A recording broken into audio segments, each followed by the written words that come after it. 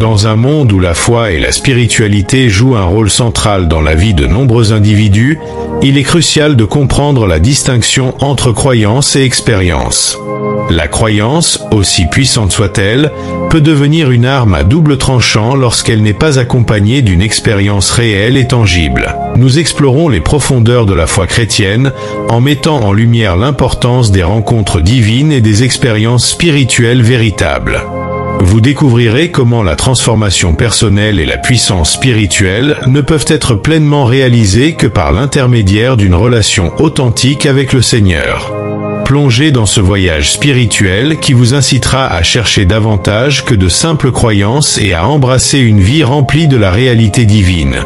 Pour continuer à enrichir votre parcours spirituel et approfondir votre compréhension des vérités divines, nous vous invitons à vous abonner à notre chaîne YouTube. Vous y trouverez des enseignements inspirants, des témoignages puissants et des ressources précieuses pour nourrir votre foi. Écoutez, la manière la plus simple de manipuler une personne est de l'influencer à certains niveaux de croyance. Les croyances peuvent affecter le raisonnement et l'intelligence des gens. C'est à quel point la croyance est puissante. C'est pourquoi la croyance est associée à tout ce que nous appelons la religion. La religion est une croyance. Quand vous croyez quelque chose, cela signifie que vous ne savez pas vraiment ce que c'est et que vous ne l'avez pas encore expérimenté. Vous ne l'avez pas encore vu ni touché. J'en dis, ce que nous avons entendu, ce que nous avons vu, ce que nous avons touché, ce que nous avons manipulé de nos mains, la parole de vie. L'apôtre Jean n'a pas seulement dit ce que nous avons entendu et cru, mais il a dit nous l'avons aussi vu, nous l'avons touché, nous l'avons manipulé. Ce sont des dimensions disponibles pour le peuple de Dieu. Il ne s'agit pas seulement d'entendre la parole de Dieu et d'y croire. La parole de Dieu peut se manifester à vous. Il y a des avantages avancés à marcher avec Dieu lorsque vous le contemplez dans des visions et des rencontres surnaturelles. Bien sûr, cela ne se produit pas du jour au lendemain. Il y a un processus nécessaire avant que nous puissions avancer vers cette dimension de l'esprit où nous pouvons contempler le Seigneur face à face. La croyance peut être très manipulatrice, trompeuse et illusoire. C'est un fait. Lorsque la croyance n'a pas évolué vers l'expérience et les rencontres, elle devient une religion polluée ou une croyance polluée. Sans expérience et rencontre, la croyance finira par devenir une chose religieuse sans pouvoir. C'est le danger de la croyance sans voir le Seigneur, sans transformation, sans expérience surnaturelle.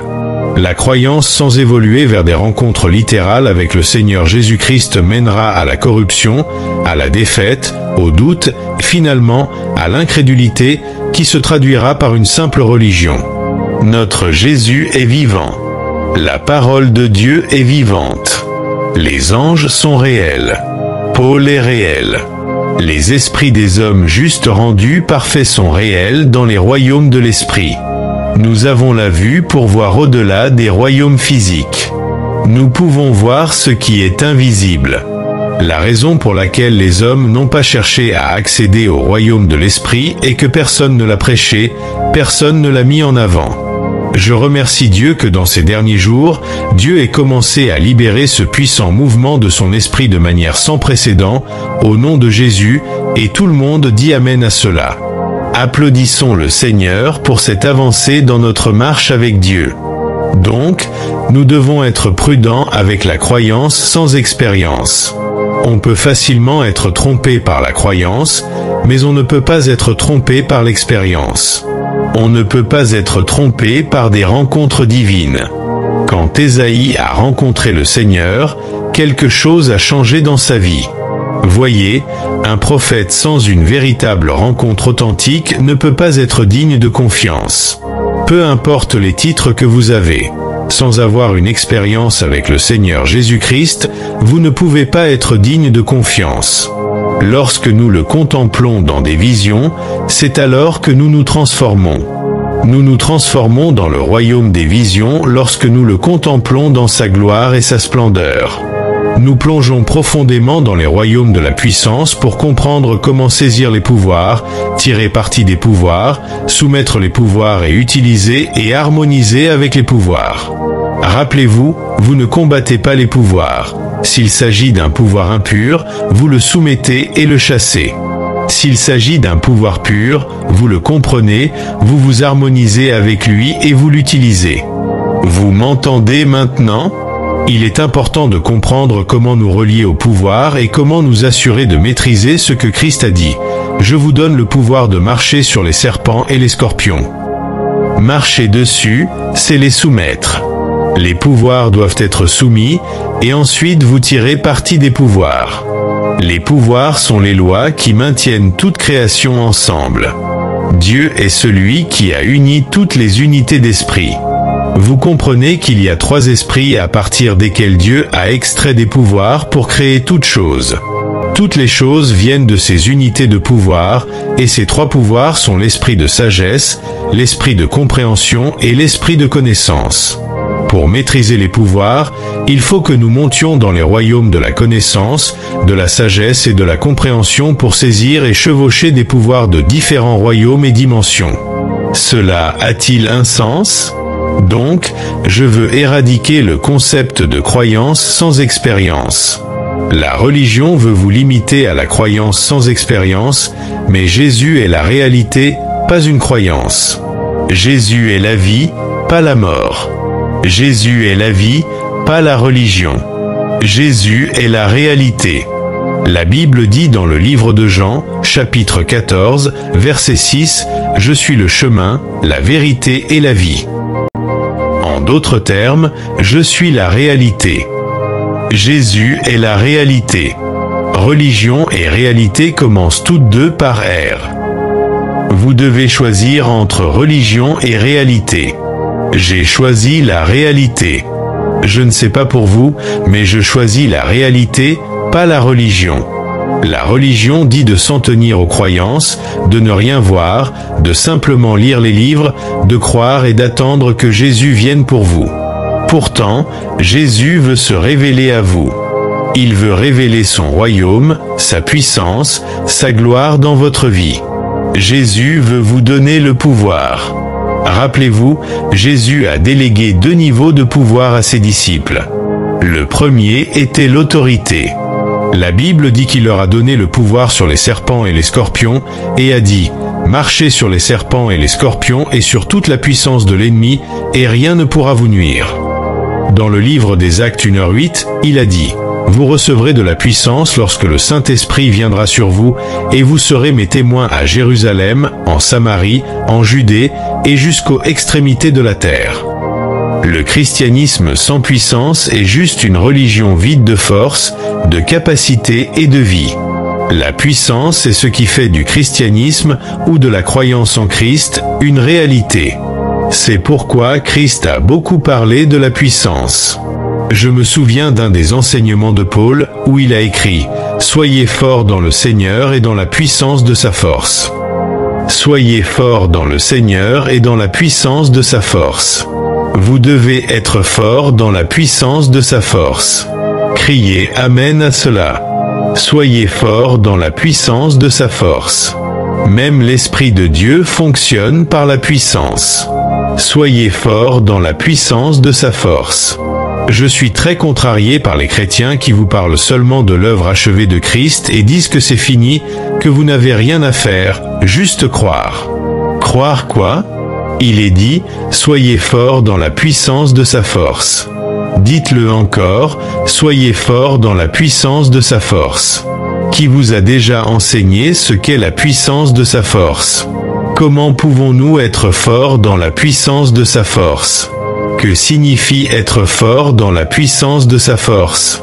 Maintenant, qui doit être fort dans la puissance de sa force? C'est ma responsabilité d'être fort dans la puissance de sa force, pas celle de Christ. C'est mon devoir d'être fort dans la puissance de sa force, pas celui de Christ. C'est mon rôle et ma responsabilité d'être fort dans la puissance de sa force. La question est, combien de croyants peuvent vraiment dire qu'ils savent comment être forts dans la puissance de sa force? Combien de croyants comprennent ce qu'est l'Esprit de Christ et ce qu'est la puissance de sa force? Imaginez vivre en tant que croyant sans maîtriser les pouvoirs, sans maîtriser les royaumes de la puissance, sans comprendre comment communiquer la puissance. Sans maîtriser les royaumes de la puissance et comprendre ce que sont les pouvoirs, la défaite sera inévitable. De nombreux croyants traversent des défaites successives de différents royaumes et entités. Chaque esprit a des diversités, comme disent les Écritures. Il y a des diversités de l'esprit, mais un seul esprit. Il y a des diversités d'esprits démoniaques, mais une seule influence, un seul Seigneur, contrôle ces esprits impurs, son nom est Satan. Il y a des diversités d'esprits contrôlés par le Saint-Esprit. L'opposé des esprits impurs sont les esprits purs. L'opposé des esprits mauvais sont les bons esprits, l'esprit du Seigneur. Les esprits soumis à Satan sont des esprits impurs. Louez le Seigneur. Il est important de comprendre les mystères derrière les esprits, les mystères derrière les pouvoirs et les différents types d'esprits, de pouvoir, de principauté et de dominateur. Ce sont des catégories de diversité d'esprits. Lorsque nous comprenons qu'il y a des milliards d'esprits et de pouvoirs à travers chaque royaume et dimension, nous pouvons comprendre l'importance de maîtriser les pouvoirs pour vaincre les manipulations, les influences et les actes de ces esprits impurs. Nous sommes en guerre constante contre les pouvoirs.